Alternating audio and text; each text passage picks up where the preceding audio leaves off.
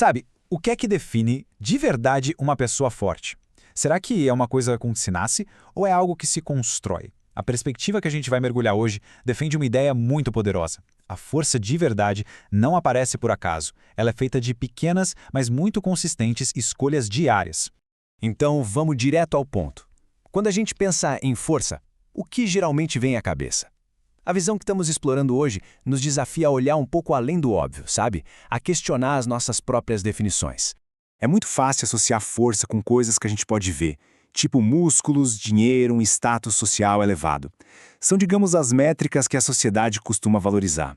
Mas e se a verdadeira força for invisível? E se ela estiver, na verdade, na nossa capacidade de dominar as emoções, de assumir a responsabilidade pelos resultados e, claro, de ter disciplina para fazer o que precisa ser feito mesmo sem vontade? Essa ideia, olha, ela é transformadora. Ninguém nasce fraco. A fraqueza, assim como a força, é construída. Ela é o resultado de milhares de pequenas escolhas. Sabe, o alarme que a gente ignora, a tarefa que a gente adia, a conversa difícil que a gente evita, são ações que sozinhas parecem inofensivas, mas que somadas acabam definindo quem nos tornamos. Para a gente entender isso melhor, vamos imaginar a vida como uma estrada cheia de bifurcações. Cada pequena escolha do dia a dia, ou seja, cada hábito, nos leva por um de dois caminhos.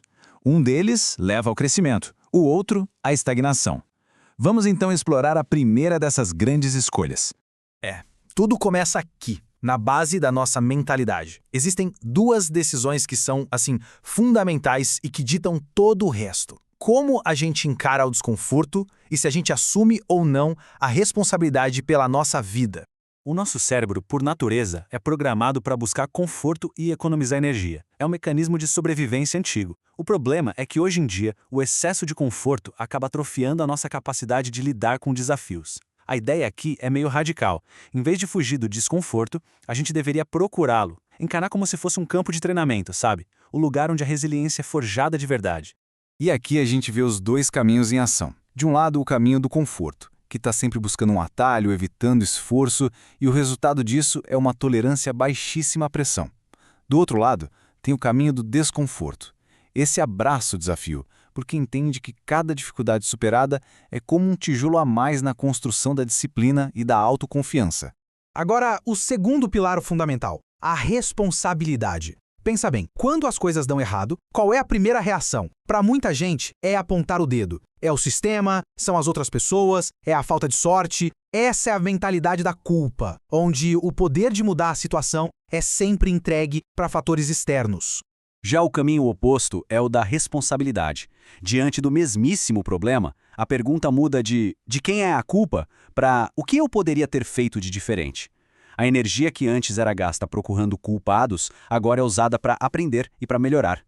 É uma mudança sutil na pergunta, mas que muda absolutamente tudo.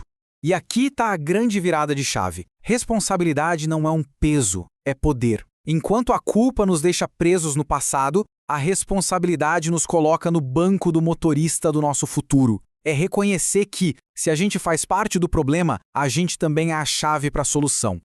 Ok, com a mentalidade certa já estabelecida como base, como a gente transforma isso em resultados concretos?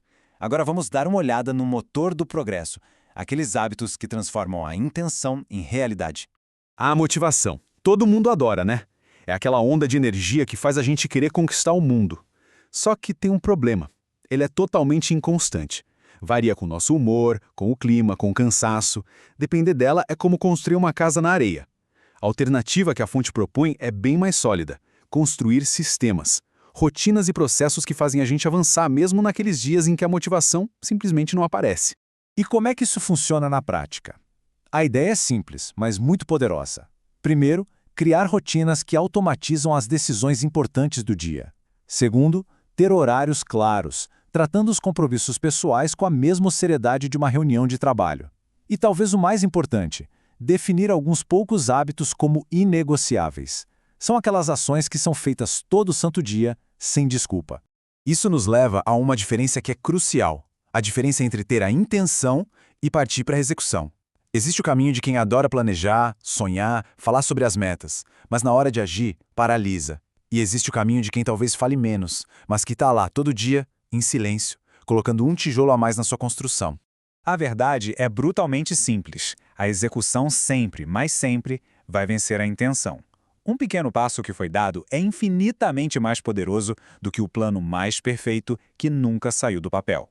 O progresso não vem de saltos gigantes, e sim da soma de incontáveis pequenas ações. No fim das contas, tudo se resume a como a gente usa o nosso tempo. Ele é o nosso recurso mais valioso e finito. Ele pode ser gasto com distração, com reclamação, com consumo passivo, ou pode ser investido em aprendizado, em criação, em construção. Ter clareza de para onde cada minuto está indo é talvez um dos superpoderes mais subestimados que existem. Mas olha, ter a mentalidade certa e os sistemas de ação não é tudo. A batalha final, e talvez a mais difícil de todas, é travada do lado de dentro. Vamos então para a última dimensão: como dominar o nosso próprio mundo interior. Quando a gente está sob pressão, existem basicamente duas formas de reagir. A primeira é o piloto automático. Acontece alguma coisa, uma emoção dispara e uma decisão impulsiva é tomada, quase sempre com consequências ruins. A segunda forma, a controlada, coloca um elemento crucial entre o evento e a ação, uma pausa. Por menor que seja, essa pausa cria o espaço que a gente precisa para respirar, avaliar e escolher uma resposta, em vez de simplesmente reagir no impulso.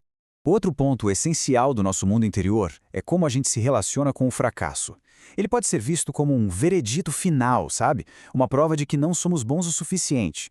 Ou, como essa visão propõe, ele pode ser visto como o que ele realmente é: informação, um dado, um feedback do mundo dizendo tenta de outro jeito. Cada erro se torna uma aula de como fazer melhor da próxima vez. E tudo isso meio que culmina no hábito que talvez seja o mais difícil e o mais evitado de todos: a autorreflexão honesta. É o ato de desligar o barulho externo e olhar para dentro, de se perguntar com coragem onde é que estamos errando, que maus hábitos estamos carregando e onde precisamos melhorar. É um exercício desconfortável, com certeza, mas sem ele, o crescimento de verdade é impossível. E essa reflexão pode ser guiada por perguntas simples, mas muito profundas. Onde o meu tempo realmente está sendo gasto? Quais comportamentos que se repetem estão me segurando?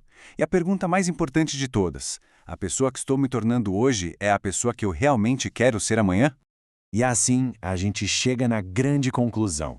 Força não é um ato heróico isolado, não é uma linha de chegada. É o resultado quase invisível da soma de milhares de pequenas escolhas, uma em cima da outra, dia após dia. Então, a gente viu os pilares dessa construção. Começa com a coragem de abraçar o desconforto e de tomar a responsabilidade, é sustentada por sistemas e não por motivação passageira, e é refinada pelo controle emocional, pelo aprendizado com os erros e, claro, pela coragem da autorreflexão. E para fechar, essa análise toda não termina com uma resposta pronta, mas sim com uma pergunta para reflexão. De todos esses hábitos que a gente viu, qual deles representa a maior oportunidade de crescimento nesse exato momento? A resposta, assim como a própria jornada da força, é totalmente individual.